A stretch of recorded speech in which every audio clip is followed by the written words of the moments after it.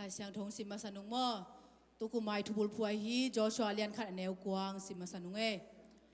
ขาดมีทุกจอชัวเลียนขาดอันแนวกวางช่วงเป็ดที่ดิโลกะอียามถ้าดินลาหาหินลาวเกยินลาลุงเกเกอินบางหางยามจีเลนับไปนาเปียวเปียวอาโตปานาปัสยานนังโตหงอมฮีอาจี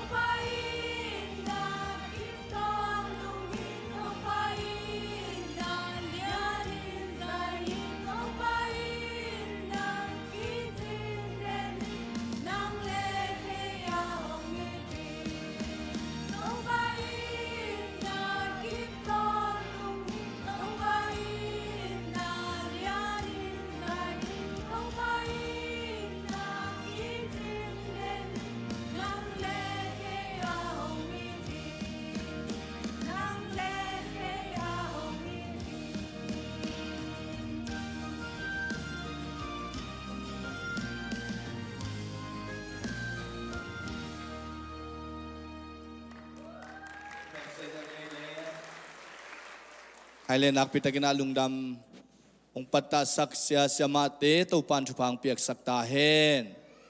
ตัวนี้นะนูเลปาเตนะอิตายนาวเตชุงเอ็ดสักดิ่งฮีหังยมนามุนเตกปนินะ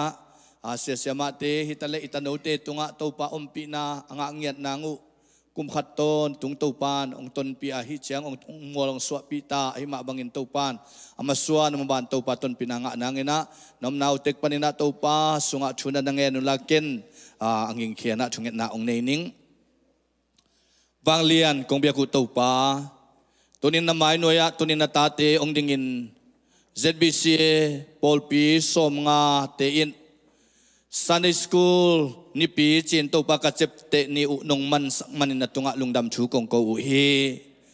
tunin to pa nang man hilaya na mai noya kadin thei ma bangun adiakin sia sia ma te thu phang piak sakta in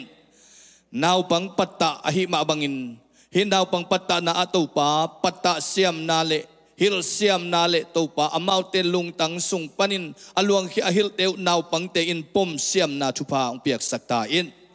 nang ma kamal hitale nang ma phatna la te hitale ahil u changin siama te tunga to pa nang ma sathau nil nang tung sakin la o to pa naw pang te in zang nop sa in ngai nuam sa in thu mang nya dina o sia te siama te tung panin thu pha alwan nya nang na to pa thu kong nge nu hi sia siama te to pa thu bang piak sakin la dam na hat na onga sakta in o to pa pasian tulay takin tupa tunin namay no ya hi ading tupa Sunday school aka naw pang kempe tunin tupa nang makhutsunga kong apo hi ni khat ni chiangin kamakai ding teu siam pinam kum pinam o tupa kamsang namin tupa natate nang matong siam saktain amaw te siam nale amaw te hi te nato kituakin hinaw pang te tunga hi natate tunga tupa sa chaw nil nale nang ma onem te tupa nang manaza sangyatain